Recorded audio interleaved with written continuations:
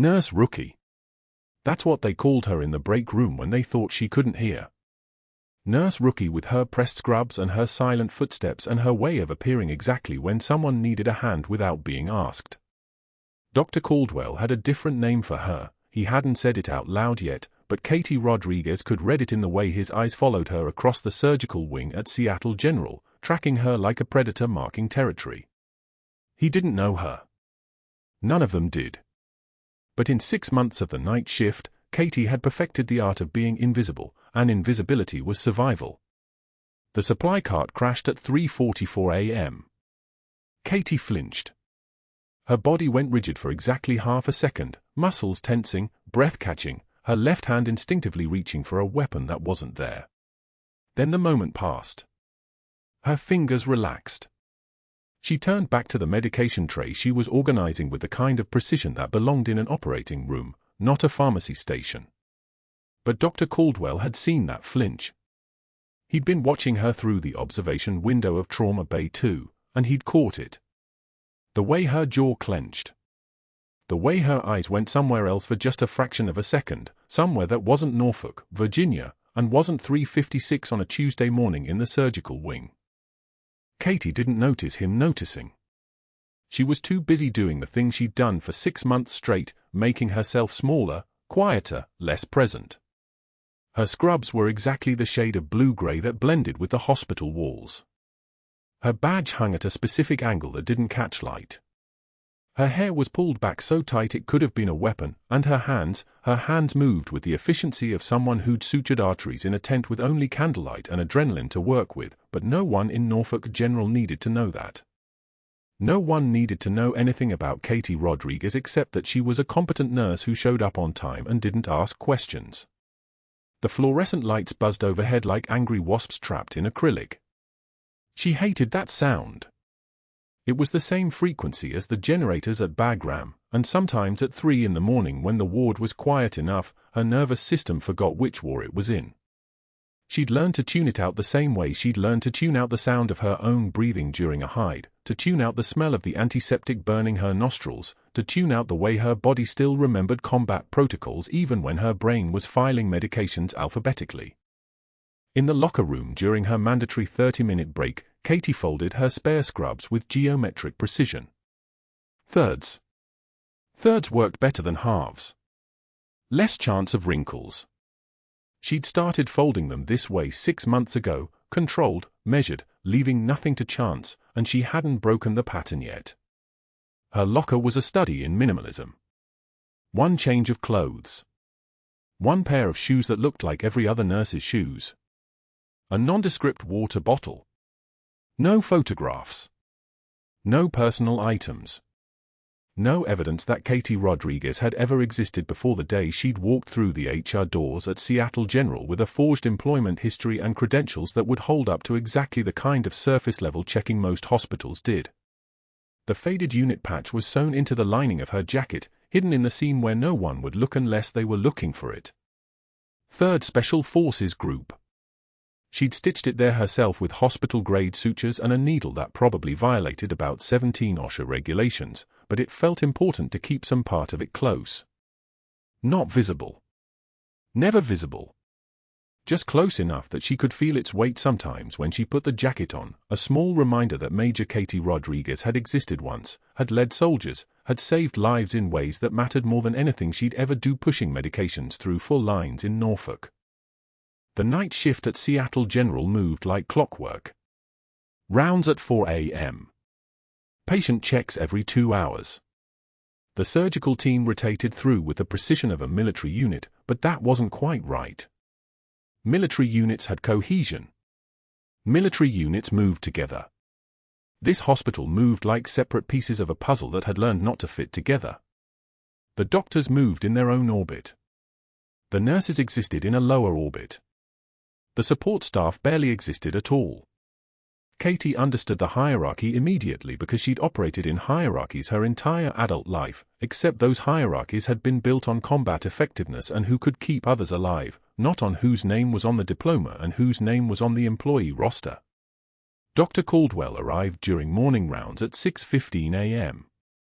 His footsteps announced him before his presence did, expensive shoes clicking on the linoleum, purposeful and measured and designed to make people look up from what they were doing.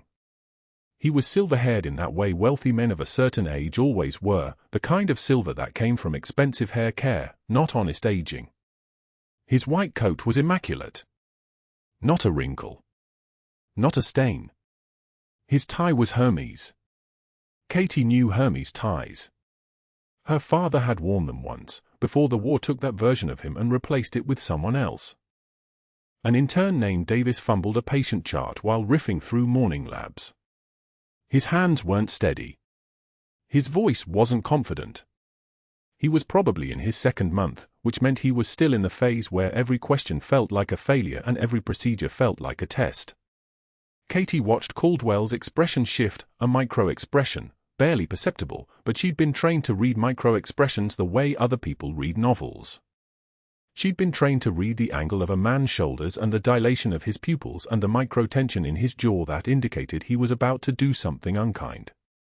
Before Caldwell could speak, Katie appeared at Davis's elbow with the missing lab result, her movement fluid and undemanding. She didn't correct the intern publicly. She didn't make him look foolish. She simply provided the missing piece in a way that let him save face, let him continue his presentation, let him maintain the fiction that he had everything under control. It took maybe 4 seconds. Her voice was soft. Her hands moved with precision.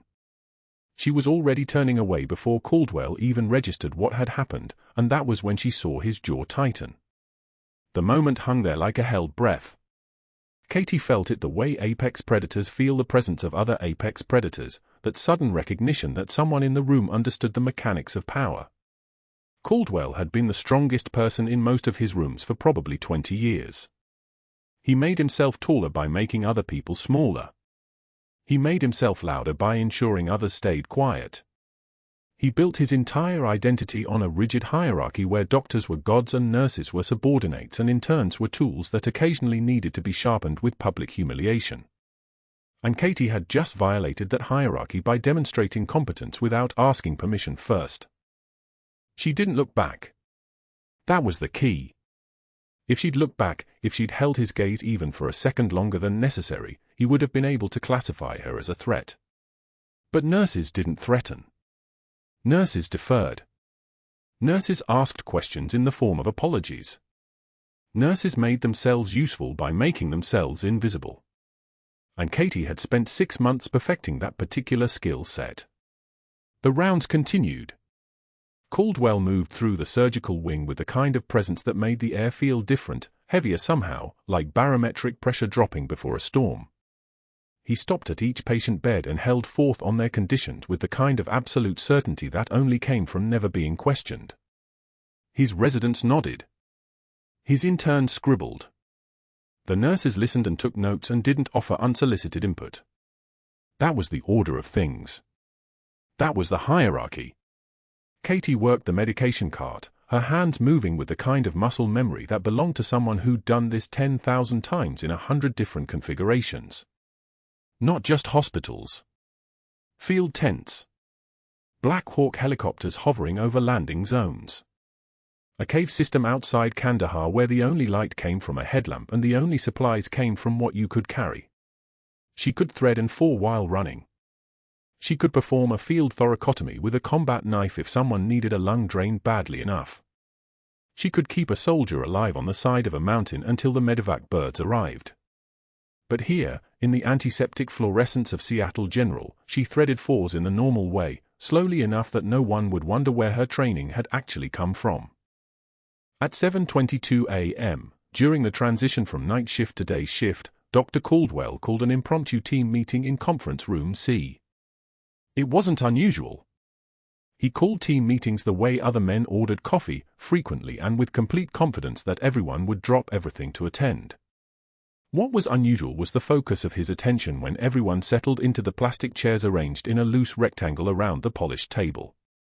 "I want to be clear about something," Caldwell said, and his voice carried the particular tone of someone who was about to establish dominance. "This hospital runs on a specific structure. That structure exists for a reason. Doctors make clinical decisions. Nurses execute those decisions. Support staff handles logistics. When that hierarchy breaks down, when people start overstepping their roles, when people start offering opinions that haven't been solicited, when people start acting like they understand things that belong in the medical school curriculum, everything falls apart. He paused. He made eye contact with each person in the room, but his gaze lingered on Katie just long enough for her to understand that he was talking about her. Just long enough for everyone else in the room to understand it too. The intern Davis looked confused. One of the senior nurses looked uncomfortable. Katie simply looked at the table in front of her where she'd laid down her pen and folded her hands with the kind of precision that suggested she was prepared to receive whatever came next with complete composure. "So I'm going to say this clearly," Caldwell continued. "I respect competence. I value people who know their place and do their jobs well within that place.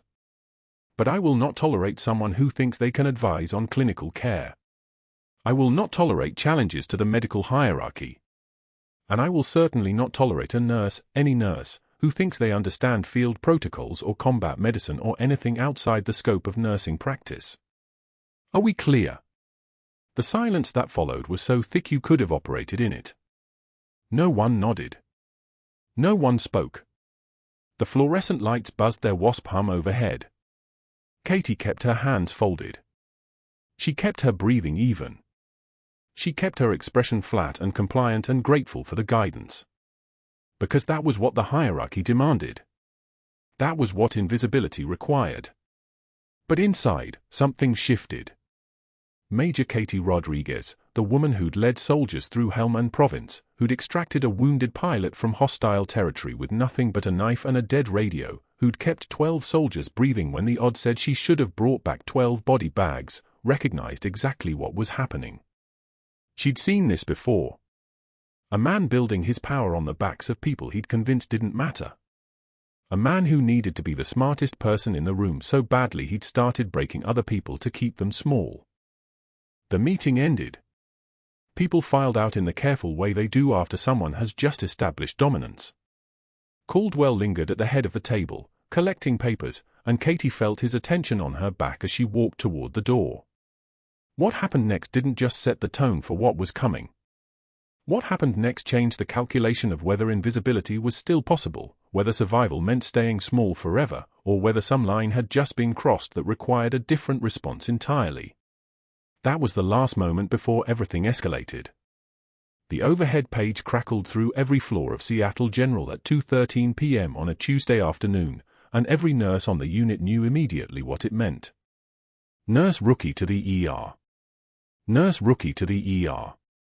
The words echoed down the corridor like a public execution announcement, and Katie's hand stilled over the medication cart she was restocking. Around her, she felt the shift, the sudden awareness, the barely suppressed smiles, the weight of collective attention turning toward her like predators sensing weakness. Nobody called anyone the nurse rookies at Seattle General. That wasn't protocol. That was humiliation dressed in professional language. She took one measured breath. The fluorescent lights hummed their mechanical rhythm overhead, steady as a heartbeat monitor, and Katie let the sound ground her. She'd survived worse than a public page. She'd survived a collapse that officially didn't exist, survived with a rank they'd erased and a name that didn't appear in any system anymore. A nickname could be endured. Dr. Caldwell was waiting in the ER when she arrived, his posture arranged with the precision of a man who had orchestrated this moment down to the second. He stood near the nurse's station with an intern at his elbow, the same one he'd turned against her 2 hours earlier, and when Katie walked into the bay, Caldwell's smile arrived like a shark breaking the surface. His voice carried across the ER with a kind of volume that made sure every staff member, every patient relative, every security guard heard exactly what came next. "Nurse Rookie," he called out, his tone honeyed with contempt. "Perfect timing. Since you're so experienced in fieldwork, you can demonstrate that expertise here. The trauma bay in 3 has blood residue from this morning's MVA. I need it cleaned. Now. Thoroughly." He pointed one finger toward the supply closet without looking at her again, dismissing her the way you'd dismiss a janitor. The intern laughed, a nervous, seeking sound, hungry for approval from the authority figure beside him. Two other nurses exchanged glances, and Katie saw the calculation in their eyes. They were deciding whether sympathy or distance was the safer choice. Katie walked to the supply closet without comment. Her legs moved with the same careful control she'd perfected at Bagram, the same composure that had kept her alive through firefights and field surgeries. The mop felt familiar in her hands, not so different from holding a rifle, really, the weight and balance somehow comforting in its simplicity. She filled the bucket with water that steamed faintly of bleach and hospital-grade disinfectant, the chemical smell sharp enough to cut through thought, and she began mopping Bay 3 in methodical strokes. Dr. Caldwell appeared in the doorway while she worked, his presence bringing a shift in air pressure, the way a predator's arrival changes the behavior of everything else in the room.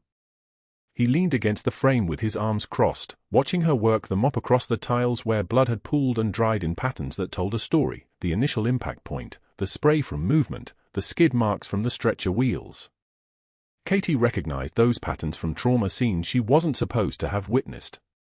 From a life she wasn't supposed to remember. "You know what your problem is, Rodriguez." Caldwell's voice was casual, conversational, the way hunters speak to their prey when they're confident it can't escape. "You think you're smarter than you are. You think because you read something in a textbook or heard some detail somewhere, you can correct senior physicians. You can second-guess protocols established by decades of medical expertise." He stepped closer, and Katie could smell his cologne, expensive, aggressive, the olfactory equivalent of a power suit. "But here's what you actually are. You're a nurse. You follow orders. You don't think. You certainly don't speak unless spoken to." Katie's hands didn't shake. She didn't look up from the mop. The movements were practiced, smooth, efficient, much like the field trauma protocols she'd used to save 17 soldiers in Kandahar province that were now classified enough that even the military denied they'd happened. She mopped in silence. "Do you understand me?" Caldwell's voice had dropped, taking on a quality that made other ER staff look away from their computers, making themselves smaller, less visible. He was testing something here, pushing to see if she would break, would respond, would give him the reaction that would justify everything he was about to do. Katie wrung out the mop. The water came away grey-brown with diluted blood and industrial cleaner. She squeezed the water back into the bucket with measured pressure, the mop head dripping with small splashing sounds that seemed impossibly loud in the sudden quiet of the ER. Only then did she turn to look at Caldwell, her eyes meeting his with the flatness of someone who had learned how to turn off her own presence, how to make herself invisible inside her own skin. "Yes, doctor," she said. Each word fell into the space between them like a stone into still water, separate, distinct, final. No apology. No explanation. No performance of contrition. Just acknowledgement of his authority, delivered with a precision that somehow made it sound like defiance anyway. Caldwell's jaw tightened. He'd expected tears, maybe, or nervousness, or some crack in her composure that would validate his cruelty as necessary discipline. Instead he got nothing, no reaction, no fuel for his fire. It infuriated him in a way that made him turn and walk away without another word, which was somehow worse than any angry confrontation would have been. Katie watched him go, then returned to mopping, each stroke of the mop a small meditation, a way of controlling the one thing in this moment she could actually control. The supply closet attack came the next evening when Katie was restocking 14-gauge angiocath needles and trauma bandages, the supplies for the kind of emergencies that required precision and speed. Caldwell appeared between the metal shelving units without warning, his presence closing off the narrow space like a door slamming shut. He'd been waiting for her, she could tell by the way he positioned himself, blocking the exit, the calculated intimacy of someone who had finally decided to make this personal instead of public. "You embarrass me," Caldwell said, his voice low enough that only she could hear it, which somehow made it more threatening than if he'd shouted. The fluorescent light in the supply closet flickered once, casting his face into and out of shadow. "In front of my intern. In front of the nursing staff. You think your little corrections make you special? You think because you know some detail about protocols that you're qualified to question my decisions?" His breath came toward her with the heat of coffee and entitlement, and Katie could smell the frustration underneath it, the rage of a man whose authority had been questioned, even obliquely, even correctly. "I apologize, Doctor," Katie said. Her voice was steady, calibrated to the frequency of professional deference. No tremor. No fear. Just the architecture of someone who had learned how to compartmentalize, to put away the major who'd commanded soldiers and keep only the nurse who obeyed. "You'll apologize," Caldwell continued, stepping closer into the narrow space between shelves, "by understanding that if you ever step out of line again, if you ever suggest that I don't know what I'm doing, I will end your nursing career. I will make sure no hospital in this state hires you. Do you understand me? Step back into your place, or I will destroy you." Katie looked at him. She didn't move. She let the silence build between them like pressure in a closed system, and somewhere in that silence was the faintest hint of what she actually was, not the composure breaking, but the presence underneath the composure showing through like bone through skin. It was enough. He saw something there that made him realize, at some level he couldn't quite articulate, that he might be making a mistake. But his pride was already committed, his authority already asserted, so he turned and left the supply closet with the angry stride of a man who had won because he was bigger and louder and held all the institutional power. Katie waited until she heard his footsteps disappear down the corridor. Then she allowed herself one small movement, her hand pressed against the cool metal of the shelving unit, grounding herself in the physical world. The work continued. The supplies were restocked. The shift moved forward. The parking lot strike came 4 days later at 11:15 p.m. during the shift change, that liminal moment when the day crew was leaving and the night crew was arriving, when the maximum number of hospital staff would witness whatever was about to happen. Caldwell had timed this perfectly. Katie pushed her way through the glass doors into the Norfolk night, where the humidity hung heavy enough to taste, and he was standing under one of the sodium lights with 2 day-shift nurses flanking him like witnesses at an execution. "Nurse Rodriguez," he called out, his voice carrying across the parking lot with the precision of someone who had practiced this moment. "A word before you leave." It wasn't a request. The night shift turning into the lot heard every syllable. The day shift heading toward their cars slowed their pace to listen. Caldwell had orchestrated a perfect audience. Katie turned. She waited. Effective immediately, Caldwell announced, his words landing like hammer blows in the humid Norfolk darkness, "You are reassigned to bedpan duty on the geriatric floor. Indefinitely. Perhaps that will help you understand the importance of respecting proper boundaries and following the chain of command without question." He smiled, a small, satisfied smile that said he had finally managed to reduce her, to push her far enough down the hierarchy that she would understand her actual place. Laughter rippled through the assembled staff. Someone whispered something to someone else. Katie stood perfectly still under the sodium lights, and in that moment, the scars on her forearms, thin white lines from bagram that she never explained, became visible in the harsh glow. They were old enough that they didn't pull attention usually, old enough that they looked like they could have come from a car accident or a kitchen mishap or any number of civilian explanations. But in this moment, under this light, they caught the attention of the night shift charge nurse, who looked at those scars and then looked at Katie's face, and something shifted in her expression, a recalibration, a sudden wondering about the story this woman wasn't telling. Katie let the moment stretch. She could feel the weight of everyone's attention, the satisfaction radiating from Caldwell, the schadenfreude of the bystanders who were relieved it was happening to someone else. Then she spoke, her voice dropping an octave, carrying with it the weight of someone who had learned to command attention without raising their volume. It wasn't the voice of a humiliated nurse. It was the voice of someone who understood something about power that Caldwell would never quite grasp. "A good leader doesn't need to break people to feel tall," she said. She turned and walked toward her car without waiting for a response, her gait steady and measured, moving through the sodium-lit darkness like someone walking away from a battlefield they'd already won.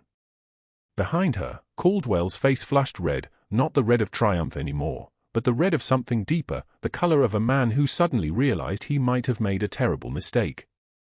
But it was too late now. The words had been spoken. The line had been drawn.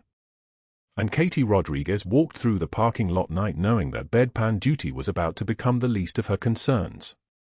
But that wasn't the worst part. 2 weeks into her reassignment, 2 weeks of pushing carts down geriatric corridors and helping elderly patients with their most intimate needs, the ER erupted with a kind of chaos that would change everything. The ER alert came through at 3:36 p.m., the kind of code that makes every staff member's spine straighten. Security codes blaring. Screaming from Trauma Bay 3. A voice that didn't sound human, raw and paranoid and dangerous, demanding something nobody could give him. Katie heard it while pushing a geriatric cart down the corridor. 2 weeks of bedpan duty, 2 weeks of being invisible, and now this. The fluorescent lights overhead seemed to flicker in rhythm with her heartbeat as she left the cart and moved toward the noise without thinking about it, her body responding to something deeper than conscious choice. The vagrant was a man of maybe 40, all hollow cheeks and skin stretched tight over skull, his eyes moving in frantic arcs that suggested chemicals and sleep deprivation had eaten away whatever reasoning remained. He'd grabbed the nearest patient, a paratrooper named Chen, recovering from a routine training injury, his leg still wrapped in a compression cast, and he was holding a knife that had probably come from the kitchen, serrated and dull but effective. His arm was wrapped around Chen's neck. The blade pressed against the soft tissue just below the young soldier's ear. Security was approaching in formation, hands up, voices trained and calm, but the vagrant was backing toward the far wall, dragging Chen with him, the knife moving in small jerking motions that made blood bead along the paratrooper's jaw. Katie saw the panic in Chen's eyes. Not fear, he was military, bred for fear and trained past it, but something worse. Helplessness. The knowledge that he was trapped by someone unstable enough to cut his throat if the mood shifted. She saw the knife hand trembling, saw the way the vagrant's eyes were rolling back slightly, and she understood in an instant what was happening. Not a plan. A chemical spiral. The man was going to hurt Chen not from intention but from the involuntary muscle spasms that come with stimulants burning through the nervous system. In 5 seconds, maybe less, that knife was going to move. Katie stepped between them without hesitation. It wasn't tactical thinking. It was faster than that. She moved into the space, her body suddenly between the knife and Chen, and she said to the vagrant, not loud, not commanding, just quiet and certain, I'm a nurse. Let me help you. Her hands were open, palms visible, fingers spread in the universal gesture of surrender. She'd done this before, different desert, different kind of violence, same core principle, make yourself the problem so the prisoner becomes secondary. The vagrant's eyes snapped toward her, and she saw the moment confusion crossed his face because she was offering something his fractured mind wasn't prepared to refuse. The knife came up. Not a slash. A lunge. Panicked and violent and desperate. His arm extended toward her chest, and her shoulder moved without her conscious mind directing it, muscle memory from 15 years of hand-to-hand training in places the Pentagon would never acknowledge. The blade caught her shoulder instead of her ribs, a white-hot line of pain that didn't register as pain at first, just as pressure and heat and the sudden awareness that she was bleeding. The knife pulled back, and she felt the muscle separate in her shoulder, the supraspinatus tearing like someone had ripped a seam open with their bare hands. The vagrant screamed something wordless and lunged again, and this time the blade came for her side. Katie pivoted, and the knife found the space between her ribs instead of through them, 3 inches deep, severing nothing that would kill her immediately but taking blood with it, dark venous blood mixing with the brighter red of her shoulder wound. Her left arm went numb. Her right hand moved on its own, reaching up and grabbing his wrist with a grip that felt disconnected from her body, applied with the exact pressure needed to fracture the radius without shattering it completely. The vagrant's hand spasmed. The knife fell. Security moved in like a coordinated machine, their forms suddenly surrounding him, and Chen scrambled backward on his casted leg, his eyes locked on Katie. How did you? The paratrooper's voice was shaking. Katie turned to him even as her vision started to blur at the edges, the room taking on the quality of a photograph shot through frosted glass. Check him for other weapons, she said, her voice steady in a way her body was not. She looked down. Blood was spreading across her scrubs in 2 growing stains, one from her shoulder, dark and viscous where the blade had torn through muscle, one from her side where the deeper puncture wound was bleeding in pulses that matched her heartbeat.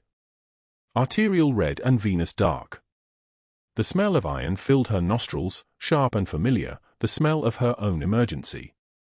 She applied pressure to her side wound with her right hand, her left arm hanging useless at her side, and she walked toward the trauma bay because she knew what came next. The steps of hemorrhage control. The triage of her own body. She'd done this before, but never as a patient. The corridor seemed longer than it should have been, the walls taking on a yellowish tinge as her blood pressure began to drop. She could feel her core temperature shifting, the beginning of shock, and she forced herself to keep moving because stopping was the enemy and always had been. Dr. Caldwell emerged from the nurse's station where he'd watched everything, his face utterly unreadable. He did not move toward her. He did not offer assistance. Instead, he pulled out his phone, and Katie watched him make 3 calls in rapid succession as she continued bleeding, the phone held to his ear while his eyes tracked her movement. First call, his voice dropped to the careful tone he used with people who controlled hospital funding. "We have a staff member who just engaged in reckless vigilantism, endangered patient care protocol, could have created significant litigation exposure." His jaw tightened as he listened to the response. Exactly. The 2 witnesses need reassignment, different floors, different shifts, you understand. Second call, security administration. "I need the surveillance footage from the ER, and I need it before end of shift. And the witnesses, Chen and whoever else was present, need to be reassigned immediately. This is a liability containment issue." Third call, hospital legal. The words came faster now, more practiced. A staff member engaged in an authorized threat response. "I need incident documentation prepped for liability review." Katie's vision blurred as she reached the trauma bay and leaned against a gurney. A resident rushed toward her, eyes widening at the sight of the blood. The resident's name was Dr. Patel, and she was good, steady hands, trained eyes, the kind of person who understood that shock was a countdown clock. "Lie down," Dr. Patel said, and Katie lowered herself onto the gurney, her body suddenly aware of every injury at once now that she'd stopped moving. Dr. Patel was already cutting away her scrubs, exposing the wounds, assessing with the focused intensity of someone who'd practiced this thousands of times in simulation and dozens of times in reality. "Shoulder penetration, 3 mm depth, looks like the supraspinatus is torn," Dr. Patel said to the trauma nurse, her voice the clipped efficient speech of medical crisis. "Side wound is deeper, approximately 3 inches, lateral approach, need to rule out kidney and liver. Get me a 14-gauge angiocath and start 2 large bore 4s. I need a type and cross and a trauma ultrasound." The nurse moved with the precision of someone whose job depended on speed, the needles finding veins with minimal digging, the 4 lines hissing as saline began flowing back into Katie's veins.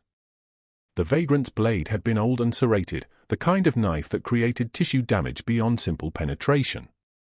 She needed surgical intervention. She needed it now. And then Caldwell walked into the trauma bay, tablet in hand, and began altering the incident report. Katie watched him from the gurney, her head tilted at an angle that let her see his fingers moving across the screen. "Patient care endangered by unauthorized security engagement," he dictated to himself as he typed. "Failure to follow proper threat protocols.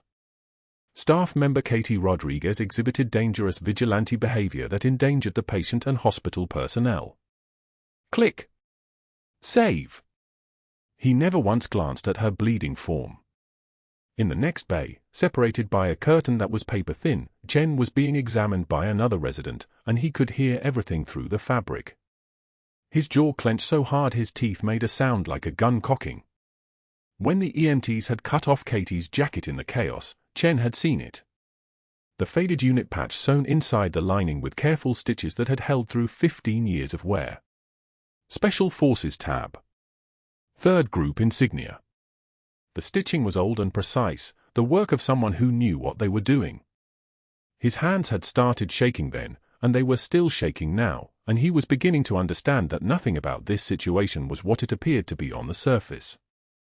Dr. Patel was ordering the ultrasound, was preparing Katie for the operating room where a surgeon would open her side and verify that her kidney had been missed by millimeters, that the blade had slipped between ribs in a way that defied probability.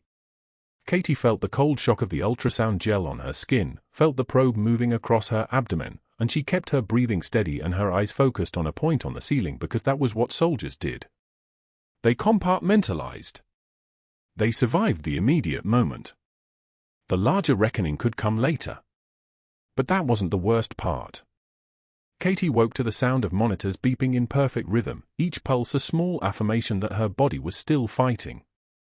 Fluorescent light pressed down from above, that particular harsh white that hospitals invented specifically to make the injured feel worse. Her shoulder was immobilized in a padded brace that felt like a concrete block strapped to her collarbone. Her side throbbed, not sharp pain, but the dull electric ache of fresh stitches pulling at flesh, and she counted them in her mind without looking. 23 total. She'd counted before losing consciousness, a habit from field medicine that never went away. The resident sat at the edge of her bed, young enough that his hand still trembled slightly when he wrote notes. He wouldn't meet her eyes. That was the first sign something had gone wrong beyond the stab wounds. "You saved that kid's life," he whispered, and the whisper itself was a confession. Paratrooper Chen. No defensive wounds on him, no lacerations. Just the initial grab wound on his arm. The vagrant's primary target was his chest, and you. He trailed off, finally looking at her face, then away again. "You positioned yourself perfectly. Military extraction technique, I think. My father was Army. I recognize the geometry of it." Katie said nothing. Silence was a language too, and she was fluent in it. Dr. Caldwell already filed an incident report. The resident's voice dropped lower. "He's saying you violated safety protocols. That you engaged without authorization. That you endangered hospital staff." There it was. The reason for the whisper, the averted eyes, the guilt radiating off him like heat off summer asphalt. Caldwell was moving faster than she'd anticipated. Not lashing out in anger, that would have been almost honest. This was calculated. Strategic. The kind of escalation that came from someone who'd learned long ago that accusations landed harder than fists. Katie closed her eyes. Her shoulder throbbed. 23 stitches. 2 stab wounds. One paratrooper breathing easier because she'd stepped between him and a knife. The resident left 15 minutes later, and the nurses who came to check her vitals spoke in clipped, professional tones that meant they'd been instructed. Nobody was her ally here anymore. Caldwell had already rewritten the story, had already whispered in the ears of administration and nursing staff, had already begun the process of erasing what happened on that ER floor until all that remained was a nurse who'd overstepped, who'd created a liability, who'd broken the protocols that kept hospitals safe. By the time they moved her to outpatient observation, a small room that smelled of bleach and old bandages, 3 hours had passed since the incident. Katie had showered carefully, her right arm useless, her left shoulder screaming, water running pink for longer than she liked to think about. They'd given her pain medication that she'd only half taken. Clarity was more important than comfort. Dr. Caldwell appeared at 4:06 p.m., and Katie knew it was exactly 4:38 because she'd been watching the clock with the part of her brain that never stopped calculating tactical timelines. He wasn't alone. A woman from Human Resources followed him, her face arranged in the expression of someone attending a funeral, present but not quite there. "Ms. Rodriguez," Caldwell began, and his voice carried the false warmth of someone who'd already won. "We need to discuss what happened this afternoon." Katie didn't answer. She sat up slowly, pain lancing through her side like a warning, and watched him with the kind of stillness that came from having spent 6 months in a room learning to be invisible. "Seattle General cannot employ staff who violate fundamental safety protocols," Caldwell continued, his words careful and practiced, the words of someone who'd rehearsed this conversation with a lawyer. "You engaged a dangerous individual without authorization. You endangered yourself and others. Your actions have exposed this hospital to catastrophic liability. Frankly, we are fortunate no one else was injured by your recklessness. The human resources woman slid a folder onto Katie's bed. Termination paperwork. Katie could see her own name typed across the header in bold, clinical letters that made her existence feel suddenly abstract. "You're terminated effective immediately," Caldwell said. "Security will escort you out once you're medically cleared. You have 2 hours to collect your personal items. After that, your access will be revoked." Katie took one measured breath. The kind of breath they taught you before you went into a combat zone, before you breached a door, before you made the decision that would either save lives or end them. Her hand reached up to her shoulder without permission from her conscious mind, found the edge of the brace, and held it steady. "I saved a soldier's life," she said. Her voice was calm. Her voice was steady. Her voice belonged to someone who had held worse things than Dr. Caldwell's dismissal in the cup of her hands. Caldwell's smile appeared, cold, victorious, the expression of a man who'd successfully neutralized a threat. "You broke protocol, Ms. Rodriguez. There's a difference." He placed a document on her bedside table. It was the incident report. Katie could see her name, could see the word vigilantism typed in black letters, could see her actions described not as heroic but as dangerous, as reckless, as the reason why hospitals needed strict chains of command and staff who knew their place. "Clear your locker within the hour," Caldwell said, and then he was gone, the human resources woman following like a satellite drawn into orbit by a larger body. Katie was discharged 30 minutes later, and they gave her borrowed scrubs because hers had been cut off and bagged as biohazard waste. The surgical scissors had ripped through fabric and left her vulnerable to the hospital's fluorescent lights and the stares of staff members who'd already heard Caldwell's version of events.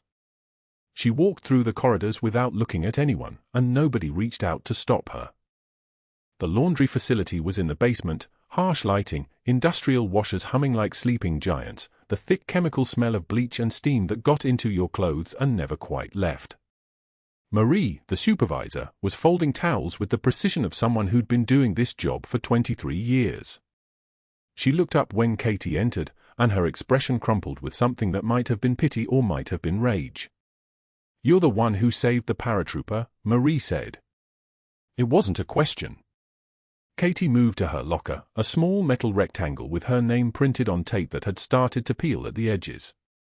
Inside were 3 pairs of scrubs, her name badge with the photo that made her look like someone else entirely, and a photograph of her old unit that she kept face down because seeing their faces still hurt in a way that combat wounds didn't.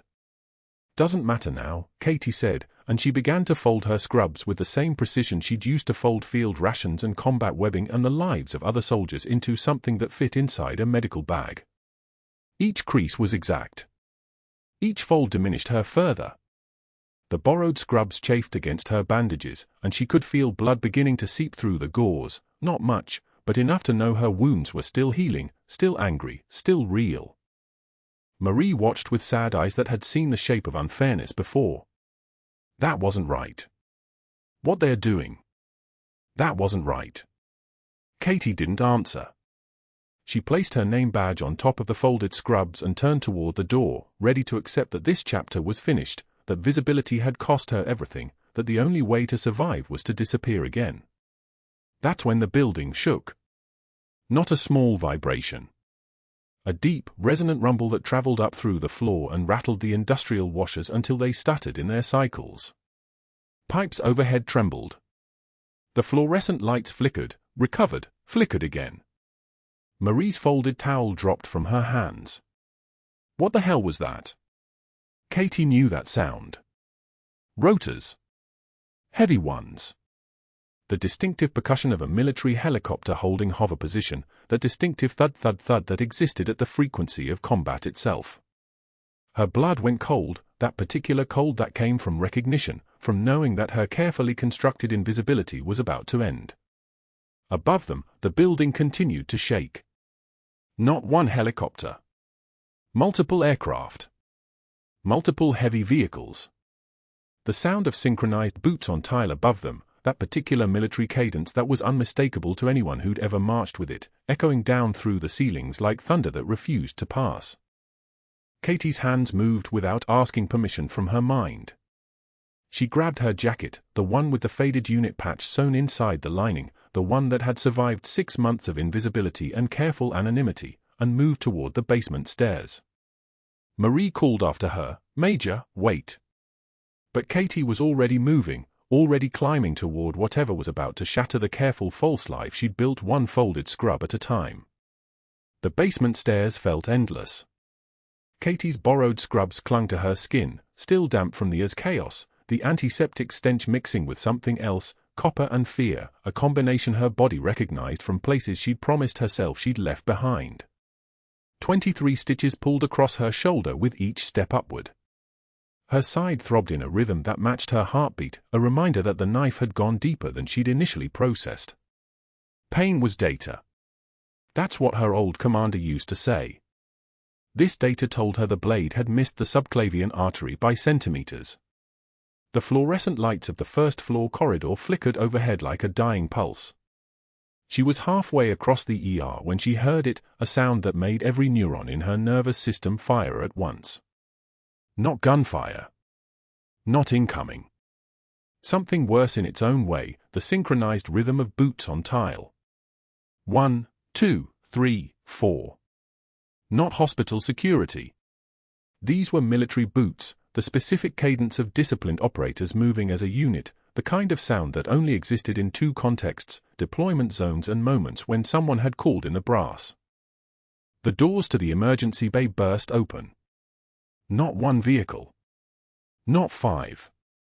The building shook as 50 military vehicles rolled into the parking lot outside, their headlights flooding the ER windows like a sunrise at midnight. Black Hawks. Chinooks. Tactical response vehicles painted in desert camo despite the Norfolk humidity. The rotors cut the air like knife blades, and Katie's hands moved before her conscious mind caught up, bracing against the wall of the trauma bay. A colonel strode through the ER doors. Not young. Not old. Built like a piece of architecture designed to last wars. His dress uniform bore insignia that Katie recognized immediately, 3rd Battalion, 75th Ranger Regiment. His eye scanned the room with the methodical precision of someone who'd breached hostile territory before. They landed on her. Major Katie Rodriguez. Not a question. A confirmation. The ER went dead silent. Dr. Caldwell stood near the nurse's station, his face the color of fresh drywall. He'd seen the military vehicles. He'd heard the boots. He didn't yet understand what they meant. His strategic mind was already calculating angles, already constructing narratives. Caldwell was competent, dangerously so. Ruthless administrators always were. But he'd never faced anyone with a 50-operator response team. Katie's composure didn't crack. Not visibly. Her jaw tightened for exactly 1 second, then locked into place. She returned the salute with her uninjured arm, the gesture precise despite the trembling in her muscles that had nothing to do with fear and everything to do with a decade of muscle memory recognizing the presence of her own kind. "Colonel," she said, her voice 2 octaves lower than the voice that had apologized to Caldwell 5 hours ago. Then Paratrooper Chen stepped forward, still in his hospital gown, still bearing the bruises from the vagrant's initial attack. But his eyes held something sharper than pain. In his hands was Katie's jacket, the one the EMTs had cut open in the trauma bay to access her wounds. He'd retrieved it from the laundry. He'd noticed what everyone else had missed. "Sir," Chen said, his voice shaking with the weight of recognition, "the EMTs cut this open during triage. This is her." He held the jacket toward the colonel and pointed to the inside lining, where a unit patch had been stitched with meticulous care into a location that would never appear in official records or media photos. Faded. Weathered. But unmistakable to anyone who'd served in the same circles. "That patch," Chen continued, "I've seen that unit designation at Bagram. In the intel briefings. My squad briefings. She's..." The colonel moved toward Caldwell, his presence like a tank idling in a garage, all potential violence held in perfect suspension. His posture didn't change. His expression remained neutral. But the air in the room shifted, became heavier, became dangerous. Dr. Caldwell, I understand you terminated Major Rodriguez's employment. Caldwell's mouth opened. His strategic mind was still processing, still believing that institutional hierarchy would protect him, that a civilian hospital existed in a separate universe from federal authority. He was wrong. She violated, Caldwell started. She's a Silver Star recipient, the colonel said, his voice flat as a knife edge. His hand moved to a sealed folder he'd brought through the doors. He opened it in front of the gathered staff, in front of the night shift nurses and the residents and the security guards and the hospital administrator who'd just arrived, drawn by the military presence like a moth to a source of institutional power beyond her authority. Major Katie Rodriguez, the colonel read aloud, each word landing like a hammer strike, Silver Star for extracting 12 soldiers under fire in Bagram, August 2017. Purple Heart, twice. Bronze Star with Valor. Special Forces Combat Diver Qualification.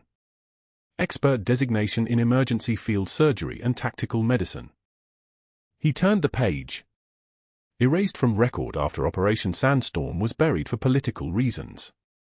Unofficially discharged. Record sealed. Decorations classified.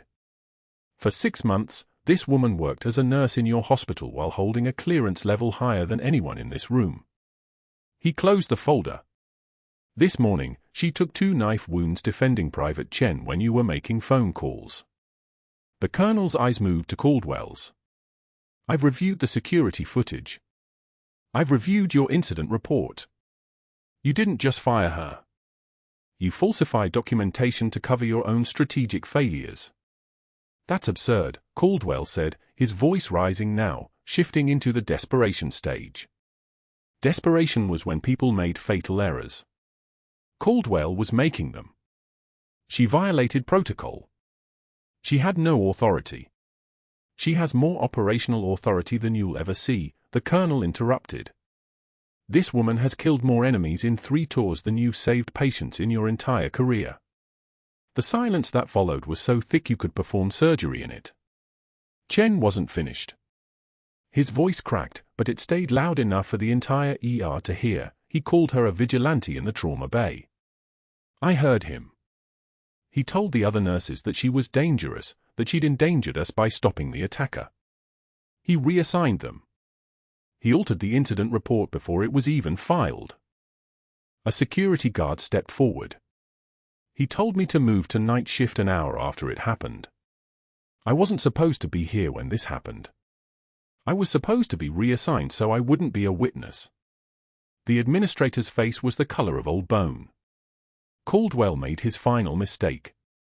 That evening, he went on local news. Maybe he believed that narrative control could save him. Maybe he genuinely thought that if he could get ahead of the story, if he could reframe the major as a disturbed individual, the military presence would dissipate and life would return to normal. He sat across from the news anchor in his white coat, perfectly composed, perfectly certain that his version of events would prevail. I stand by my decision entirely, he said, his voice carrying the confidence of a man who'd spent 20 years building a reputation. Regardless of Miss Rodriguez's alleged military background, she violated fundamental hospital safety protocols. She's a disturbed individual playing soldier in a medical environment, and her reckless behavior endangered patients and staff. The incident report is clear. The news anchor's earpiece crackled. She held up one hand, confusion crossing her face. She listened to something Katie would never hear, something being fed to her in real time from a producer who was receiving an incoming call from a number on the Pentagon's direct line. Dr. Caldwell, the anchor said slowly, we're receiving information that we need to verify with you. We have someone who wishes to speak with you. Live. On air. The Secretary of Defense's voice came through the studio speakers like a cold wind. Millions watching. Norfolk, Richmond, Washington, Philadelphia. All of them hearing what came next.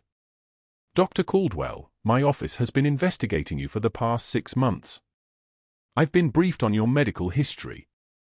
3 malpractice settlements made quietly, never reported to the State Medical Board.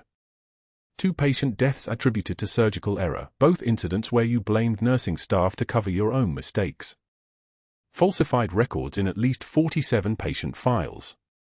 Caldwell's face on live television was a study in the precise moment when institutional power collapses. Seattle General receives $42 million in military contracts annually, the secretary continued.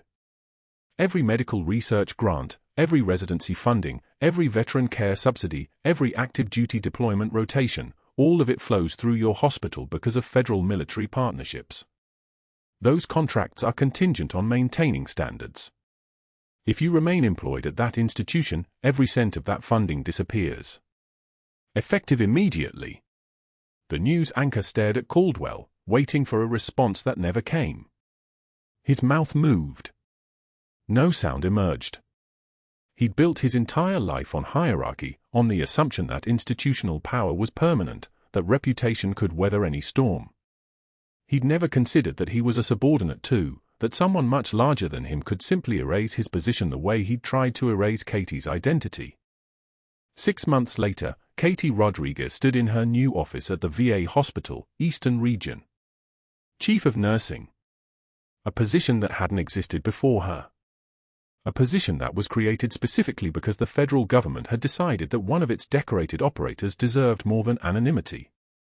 The faded unit patch, the one that had survived 6 months of invisibility sewn into her jacket lining, hung in a frame beside her Silver Star citation. Morning light caught the colors, brought them back to life. The Silver Star was bright. The patch was faded. Together they told a story about duration, about what endures and what becomes worn by time. Her shoulder had healed cleanly. The scar tissue was minimal. Her side wound was just a thin line she barely noticed anymore. Chen visited monthly, recovered completely, accepted to ranger school with a recommendation letter that Katie had written in her personal hand, not her official capacity. He was going to be fine. Through her office window, she could see the parking lot, the morning commuters, the ordinary rhythm of a day that nobody watching would recognize as extraordinary. On her desk was a newspaper clipping, carefully preserved. Dr. Caldwell stood at a folding table outside a strip mall, wearing a polo shirt with a budget insurance company's logo, photographed mid-conversation with a customer who looked like they'd rather be anywhere else. The headline read, "Former hospital executive rebuilds career in insurance sales." He'd lost his medical license.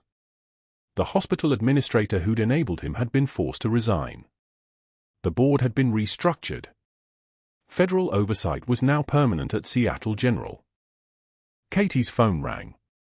A nurse from a civilian hospital, female, former Army Medical Corps, calling because a civilian supervisor was harassing her, dismissing her clinical judgment, making her feel small in ways designed to extract compliance.